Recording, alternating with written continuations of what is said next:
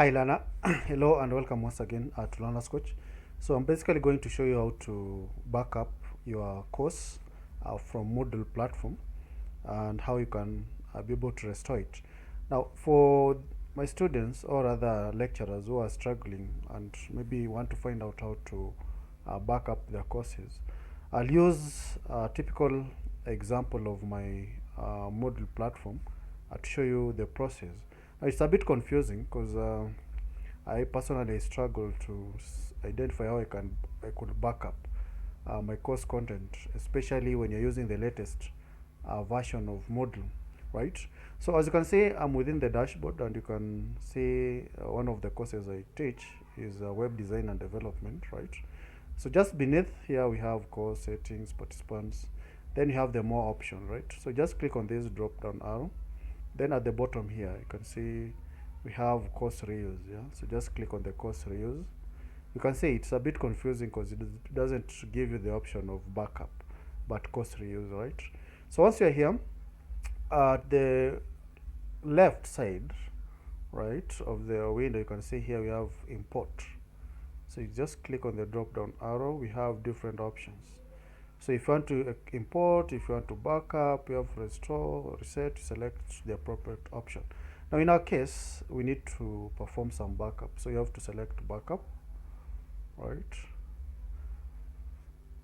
Good. Now once you have selected backup, you can see you have to undertake at least 5 stages for you to be able to completely backup, right? So you have to do some schema settings, review, and of course perform backup. So the first initial setting allows you to maybe include what you want to back up, right? So anything that you don't want to back up, you can always just uh, click on this particular or uncheck. Yeah.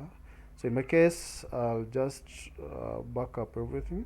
As you can see, you are not. It doesn't allow you if you are not an admin to actually back up your users or your students' information. Yeah. So it's going to limit you. So unless you have admin privileges, is when you can go about that. So just scroll down and click on the next option, right?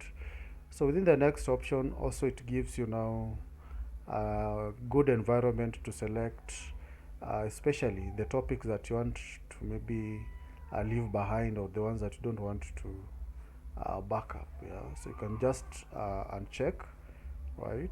So in my case, I'll just proceed to the next stage, right?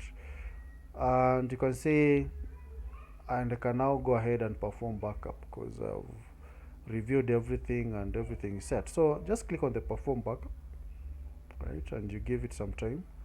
Good. So it says complete, right? So one final step is just to click on the continue button, right?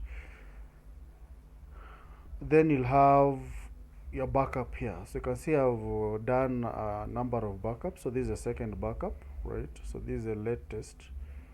So that means this is the one that you have backed up, right? So all you need is to download. Click on the download option, right? Click on the download, and you can see at the bottom left it's downloading, right? Now it's a very simple and straightforward process, right? Though it confuses, especially if you're using the latest version of this particular Moodle. So ideally, once you have downloaded and you want to move to your next area where you want to restore it, you can always just click on the restore button. Better still, we have the restore option, as you can see. So once it has backed up, you can always just drag and drop this particular file. Yeah, you can see it has an extension. You can see backup Moodle, right? So this is what you drag and drop. That is if you want to do it, to restore it. Yeah, so we have already backed it up. Now we are restoring, because remember this video is to show you also how to restore.